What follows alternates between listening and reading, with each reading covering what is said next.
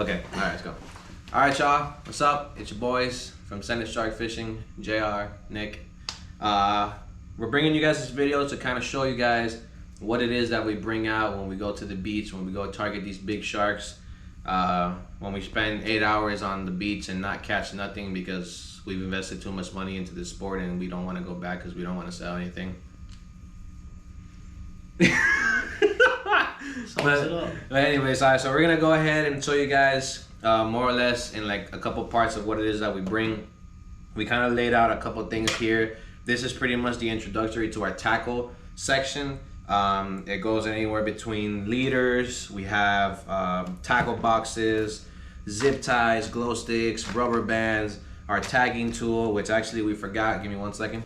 Bam. All right, our tagging tool. These are handmade by none other than our gentleman here himself. Just bear with them. Some of them are a little crooked, but we're gonna get those fixed. But this is pretty much our tagging tool. This is what we use to tag sharks, and we have also our tags here with the NOAA. It's a volunteer program. If you're shark fishing, you can register with them, and you can go ahead and get a packet sent to you so you can target sharks, tag them, record them, and all that stuff like that. Got our leaders. We got our bite lights. These are what go attached to our line. Yeah, these are go to attached to our line while we're fishing at nighttime. We only bring these out at nighttime because it's kind of hard to see. So we use these as kind of a bite indicator. It's almost like a light up bobber on the beach. So if a shark goes out, the light's going with it. If a shark's coming in with the bait, the light goes straight down, and that's kind of how you indicate that you have a bite. It's hard to tell which rod's going off if you don't have these, just because it's pitch black. So you know exactly which rod's going off, and you might not even be able to hear it if the waves are crashing real loud. So this definitely helps. Yep.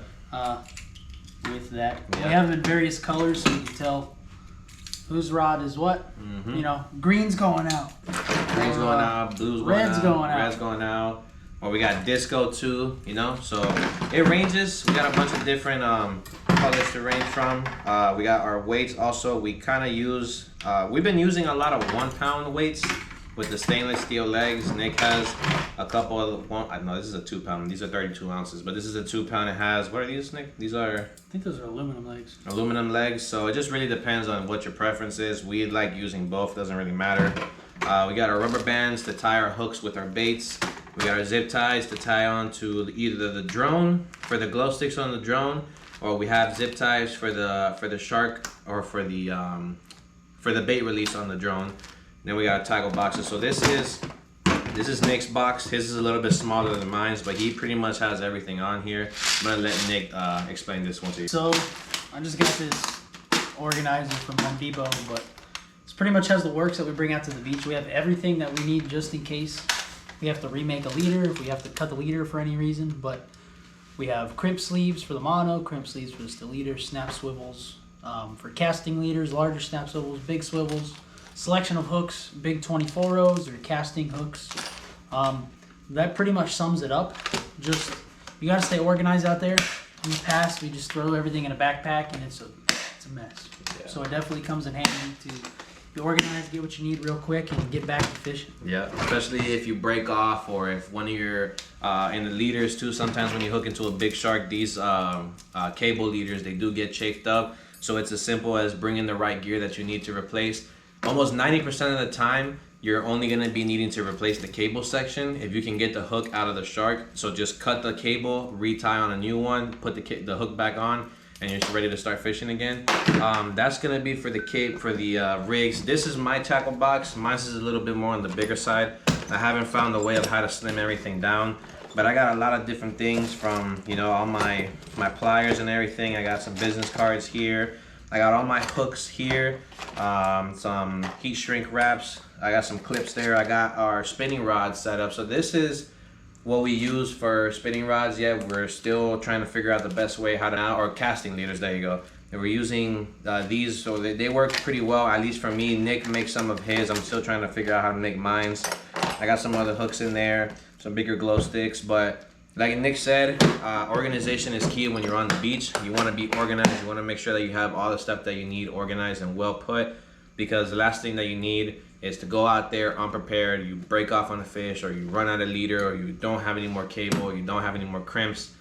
So preparation is key. Be organized, be efficient. We're gonna go into some more technical or more tool based things that we also take to the beach. First thing that's very important, lights. Lights is very important, whether it's a flashlight, whether it's a spotlight, whether it's a headlamp.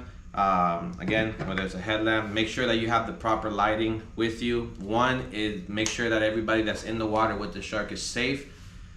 Two, it lets you see what you're doing. I mean, it's pretty obvious. Also, two, here in Florida, we're going into turtle season or turtle nesting season. So make sure that when you're out fishing in the state of Florida, depending if you're on the east or the west side, make sure that you have lights that have the red light on there, because it's pretty much, what is it, illegal, right? Yeah, so a lot of it is white lights disturb the baby turtles. It makes them think that your light is the moon, so they'll go the opposite direction of the water. So you can get fined pretty hefty, or even some jail time, I think, on the East Coast in certain areas. So you want to have red light, like so, if you need to, just to be safe. Yep, so that covers that part. Thing that is really not a tool, but it also does help us, and it kind of helps you guys see what we're doing. GoPro cameras, cameras with lighting on them, the GoPro that we're recording on, the tripod that you guys are on right now. I'm the one that mostly handles a lot of the video editing and a lot of the video taking, but we also, when we go out, we have a bigger group, so I have certain people that take care of getting our angles, making sure that we got camera footage, making sure that we got photo footage for when we post on social media for you guys. Sometimes Nick brings people that can handle cameras, I bring people that can handle pictures, stuff like that. So we kind of organize ourselves like that. Moving into like the more serious thing is the actual start of when you're actually fighting a fish, which is the harnesses. These are Barrett plates, Barrett fighting plates. We got 2 of them. As you can see, they're the wider version for the reels. I'm a bigger guy, Nick's a little bit more of like a medium-sized guy, so I like to have a bigger one to accommodate my size, and Nick obviously accommodates to his size. And then we have the harnesses. Both are AFCO. Obviously mine is a little bit bigger than Nick's. Is kind of like the regular size, but you want to make sure that you have the appropriate gear. I see a lot of guys out there with, you know, I don't want to say cheap, but I'm gonna say cheap. It's cheap products and not safe harnesses to use, where it's either hurting them or it's kind of breaking on them. Like these things, they're made to last. These plates are made to last. We beat these things, we bury them in sand. Just make sure you take care of your gear, obviously. But the main important part is the harness. Make sure that you put a harness that's equal to your size of your weight, or not your weight, but like your size of your body, because it is very important to protect yourself while you're fighting these fish. Even though it's very fun and your adrenaline kind of kicks in and you don't feel nothing, the last thing that you want to do is hurt your back or hurt your legs, or make sure that, you know, somebody else around you isn't going to hurt themselves. Always have a spotter. No matter how strong you think you are, those fish, they're in their environment and you're on land. So make sure that you have a spotter. Sometimes we have people that are holding onto this handle. We call these the oh shit handles. In a couple of clips that you see here, I've made the mistake of letting go of Nick while he was fighting a hammer, so I'm gonna insert that clip now. We're on. Is it recording? First track is on, boys. Recording, bro. We're on. We're on, boys. Let's Oh go. shit! Oh shit! So you guys saw that. You grab onto the oh shit handle, or you also have a tether onto the handle tied on, and you tie that tether to a PVC pipe that's super deep into the ground. So if in the case that, like, let's just say me and Nick are fishing by ourselves, I can put myself on the harness, strapped up to the PVC pipe that's buried into the ground. I'm not gonna go nowhere as long as that PVC doesn't come out. Following in JR's footsteps, to land the shark, very important thing to have is a tail rope. You just simply gotta have a loop on one end. You come underneath the shark and stick the end right through the loop, and voila, this tightens down over the tail and you can haul them in safely. A lot of times these sharks come in green with this heavy drag that we fish. So you want to be able to control them and get them quickly released. So by using the tail rope, that definitely aids in controlling them, popping the hook out, letting them go.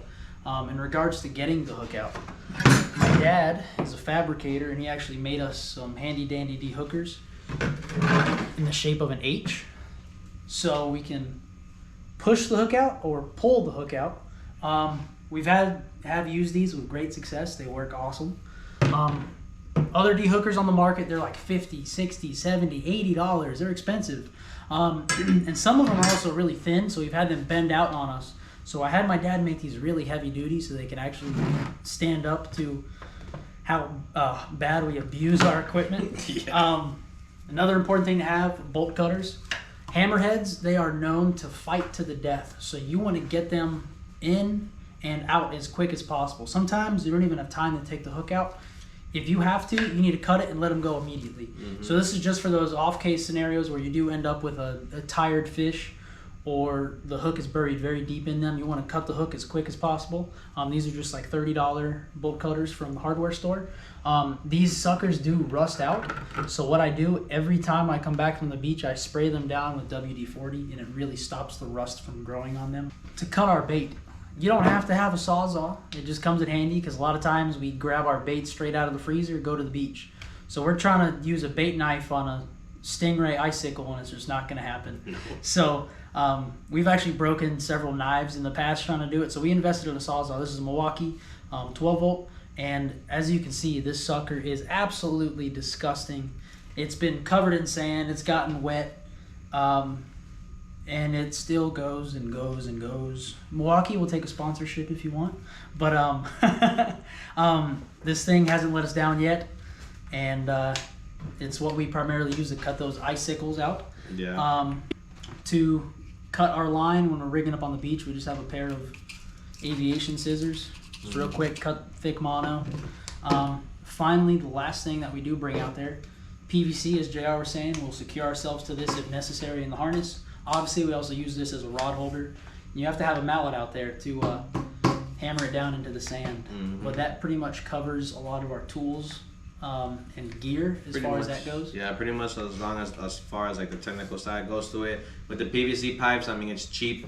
You know, go to Home Depot, cut them, make sure that they're at an angle at the bottom, and you just sink them into the sand. Those work best for us. So we're gonna move on to the next spot. Now we're actually getting to the fun part of it. You guys are gonna see the biggest thing that we probably use on the channel as the group, and it's probably one of the most useful things that we use. I don't know if Nick has anything else to say before we bring it out.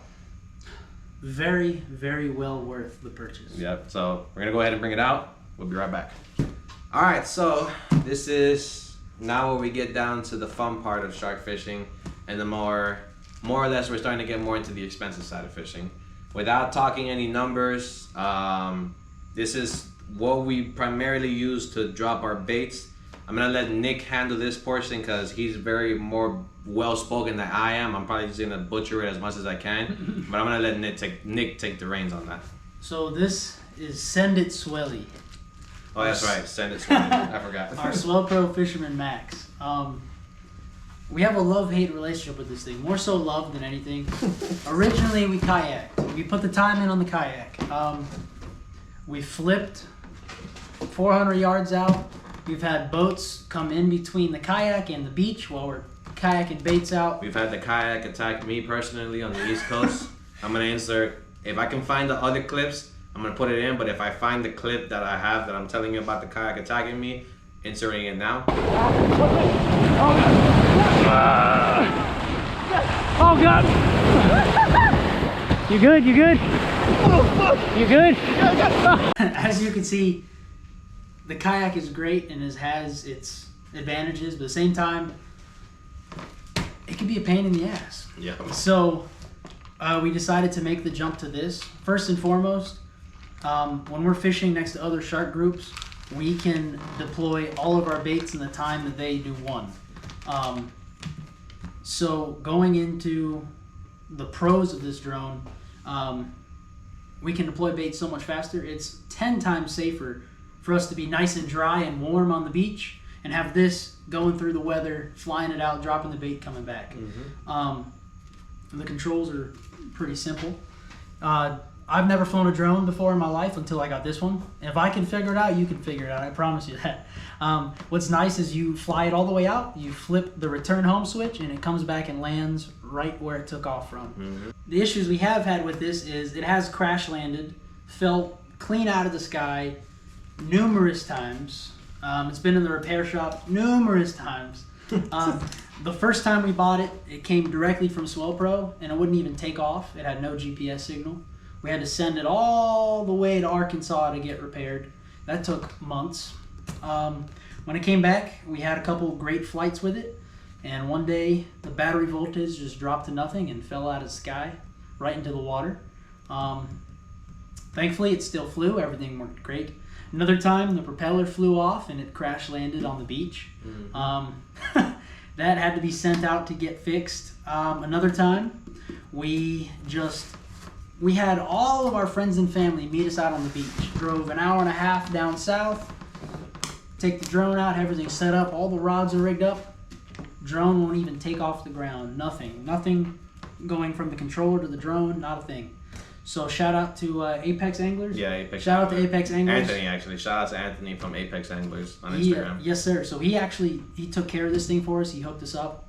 I think it was like a day's notice, 2 days notice. He had this thing taken care of and fixed on a dime. So thank you so much. He is the man to go to for all your Swell Pro drone needs. Yeah, if you guys have this same exact drone, or actually the other drones, because this is the FD1, right? 2. FD2, or if you guys have FD1 or anything, he's kind of like the main contact. So if you guys have any questions about your drone, or if you guys have any things about your remote, or anything that you want to learn about this drone, hit him up. He literally has all the information that you need. We had this drone, we've already had this drone for almost a year. And we've learned more in the past 2 months about this drone than we ever thought. The first big thing, going back to what Nick said when the drone fell out of the sky, was one, me and him saw it with our own eyes. One of the propellers came off and it just kamikazed straight onto the beach. It ended up breaking one of the arms, replacing the motors. Like, these things are not cheap, man. So like, in order for you to replace a motor on this thing, you gotta replace the whole arm. So these are things that we've learned. The main thing that we learned was the propellers. So as you guys know, these drones, they fly at a very high rate of like speed and power. So these propellers, they're made to be super tight on these. What we didn't know was when we got this drone, there is a little key that comes with this drone, and Nick can attest to this because we both checked this box twice.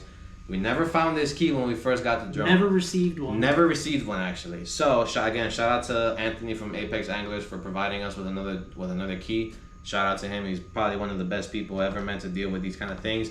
We were hand cranking these propellers on. Oh, Jesus. I'm not going to go ahead and take these things off because they are kind of a pain in the ass to take off a little bit. But anyways, we were hand cranking these things. And when we had the instances with the drone where the drone was going out and it was flying back in, these propellers were getting loose. So I spoke to Anthony. He said, man, I don't know how you guys haven't lost this drone out in the water 300 yards away from the beach, because these propellers, they're supposed to be like over tightened. So I kind of gave him the idea, the description of what it is that we did. I hand cranked it as much as I could without trying to break the actual thread of it. He pulled out this key and he tightened it 5 more times, like 5 full rotations. So it kind of blew my mind, it blew Nick's mind. Now we know what was the whole problem. We thought that we were doing it wrong, but it's just pretty much this. So when you get yours, make sure it comes with this. And if it doesn't, reach out to Swell Pro and tell them to send you one, because this is supposed to come with it, which saves you a ton of problems. Following back with what JR said, regardless if you have the tool or not, every time the drone comes back, make sure the propellers are tight. Double, triple check, because this is a lot of money. And if this hits the water way out there, you might not get it back. More than likely not. So make sure the propellers are tight. That's right. I can't stress that enough. If you guys do decide to purchase one of these, make sure you get spare batteries. These batteries die so fast. You could probably get 3 drops maybe, depending how far you're going and how big of a bait if you're lucky. And if you're running a 4, 5, 6 rod spread, you're not even able to get them out with 1 battery. Yeah. So what JR has over here is Is that the other one? God damn it, dude. are 2 more additional batteries, and even then, this doesn't even get us through a full night of fishing. 1 battery is around $230. Definitely worth it to invest in more. 3 doesn't even cut it for us. We might need even more than this. Another thing we really have to show you is the floats. These floats come with the drone. They go underneath the wing. They come with very cheap clips that clip them onto the arm. And as you can see on the floats, the clips have snapped off on every single one. That's why we carry a big bag of zip ties. Every time we go out to the beach, we zip tie these onto the arm. If for the off chance this does land in the water, this will keep it above water. And if we do have a kayak, we'll go retrieve it. Or it'll float to Mexico or wherever the current takes it. But we have talked to other groups of fishermen who have had drones out there. One group that we recently met, they were flying their drone out, and it never, one of the props flew off and it landed in the water, and it was still attached to their line. They reeled it all the way back in under the water. They didn't have floats, but they took the battery out and the drone was entirely dry on the inside. So these drones are made for the water. If they do hit it, you can flip them back up and right themselves, but I really recommend putting the floats on regardless. Yeah. This is a lot of money. You do not want to risk losing this machinery. Yep. We're gonna move forward. Now we're getting into the fun part where everything becomes way more expensive. You.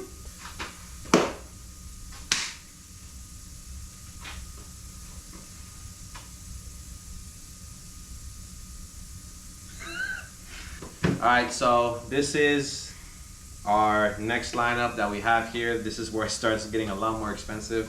So as you can see here, we got 4 80 wides. We got a Makira 80 wide. We got an Avid TRX 80 wide. Another Avid TRX 80 wide. And you guessed it, another Avid. What did I say? Avid TRX 80 wide. It's getting late, guys. It's 12 o'clock. So, and then we also have spinning fisher. I didn't bring mines. Pretty much me and Nick have the same exact setups when it comes to spin fisher. So we run a 10,500 on a 12-foot, what is it? 12-foot St. Croix Mojo. They're discontinued, but they are some badass rods. Yeah, so they're really badass rods. We have 2 exactly identical combos, except the lines are different. We're gonna end up respooling these eventually. But I'm gonna let Nick go first with his setups here. I'm gonna actually put this back here because when you got this, it doesn't really matter. Oh no! There we go. All right, so starting out, just recently picked this up. I was in the market for another 80 wide. This is the Okuma Makira. It's a good reel. He has a love and hate relationship with it right now. I love the color, but my problem is the handle. I did a handle replacement on it, so it's a little longer of a handle. However, it just doesn't feel like it has the cojones to crank in a fish that the TRX does. Mm-hmm. It's not enough leverage.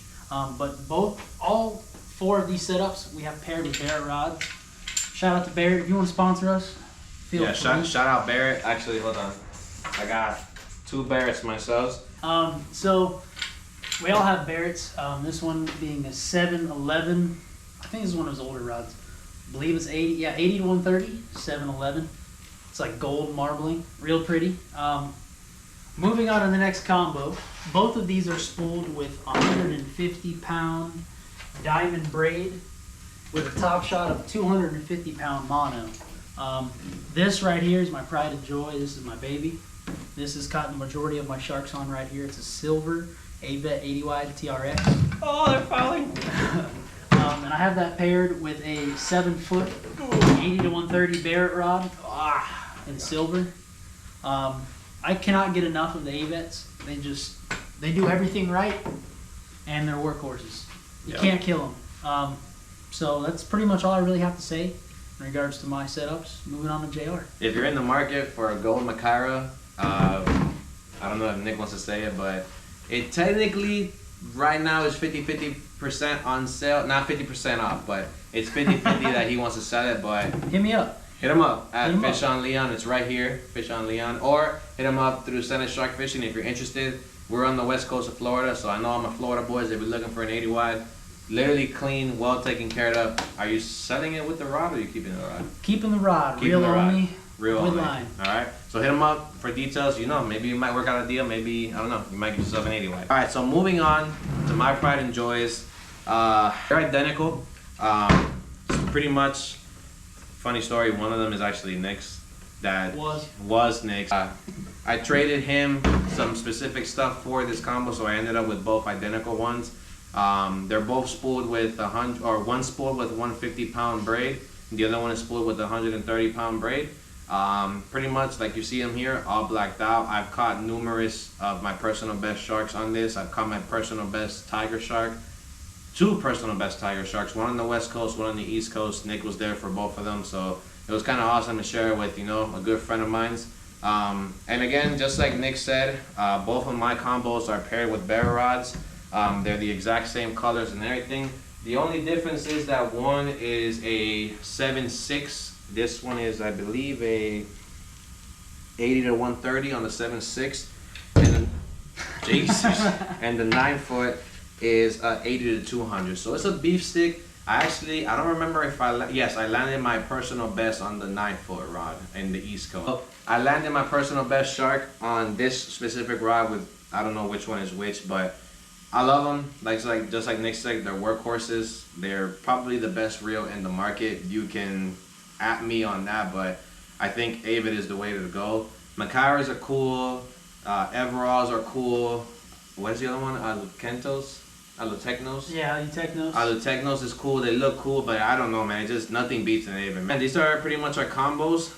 We run 4 rod spreads, actually 5 sometimes with a 50 wide. He also does have a blue 50 Avid EXW and a couple other Avids as well, but somewhere down the line we'll get eventually into those. We'll get kind of like into our personal collections eventually. But yeah, these are our main rods that we send out in our spread. Run a minimum of 4 to 5 rod spread wherever it is that we're going. But without further ado, we're gonna go into the final piece of the puzzle, putting it all together. We're actually gonna get an outside clip because everything's not gonna fit. And yeah, we'll see you guys in the next clip. Shoo! All right, so this is the final portion of what we bring to the beach.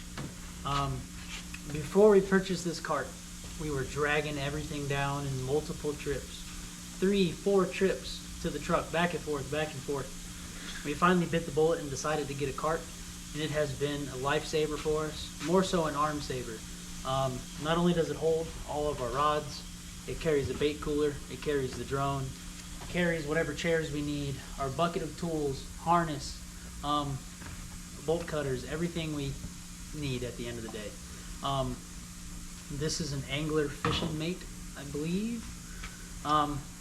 You know, we've had cheaper carts in the past where they have the plastic tires and they just dig into the sand. They don't go anywhere. You're more so dragging it through the sand, digging a trench. Or you're like me, that I get a Walmart beach wagon thinking that will fix all our problems, and then you go to the East Coast and instead of riding across the sand, you become a sand plow. So yeah, that's why we got this. The one big thing about these carts, I don't know how well you can see it back on the rear, balloon tires. You need balloon tires for the beach. That is the one thing that floats on top of the sand. It is just a humongous lifesaver. When we purchased this, it does not have a bottom. It just pretty much has like the bracing for it. We're gonna look into creating a bottom for it because a lot of times the PVC and whatever chairs we throw in, they'll fall through the holes. It's really the only gripe we have about this. But besides that, this is pretty much the setup. Nothing too crazy here. It's nice and light. One guy can pick it up, throw it in the bed of your truck. It's all aluminum, won't rust. Disassembles very quick. And that's pretty much it. It carries everything we need to get out there quick, efficiently, get our baits out, and get fishing. Yep. It's probably one of the best purchases besides the combos that we have. Definitely an arm saver, definitely a back saver, and it saves you a lot of trips back and forth to the truck, especially if you're setting up a ways away from the from your truck. So Nick can attest, we've run some trips where we didn't have this, and we even used a kayak to carry our stuff. Yeah, we would throw everything on the kayak, and that got heavy and cumbersome, and this is just a great asset to get you out onto the sand, get you a mondo. That's pretty much it. If you guys have any questions, hit us up on Instagram. It's at JRFISHING, somewhere around here. You can hit us up personally, JRFISHINGTV or Fish on Leon. Hit us up, man, if you got any questions or if you want to see more in detail stuff, let us know. But yeah, pretty much that's it, man. Again, if you guys got any questions, let us know. It's your boys from Senate Shark Fishing, JR and Nick. We are exhausted. I've spent the whole day here with Nick setting up and prepping up. So it's been a long day. So thank you guys so much for watching. Thank you guys for supporting the channel. We hope that this was an informational video for all new anglers and existing anglers for shark fishing. Stay safe, tight lines, get on them big ones, boys. Let's get it.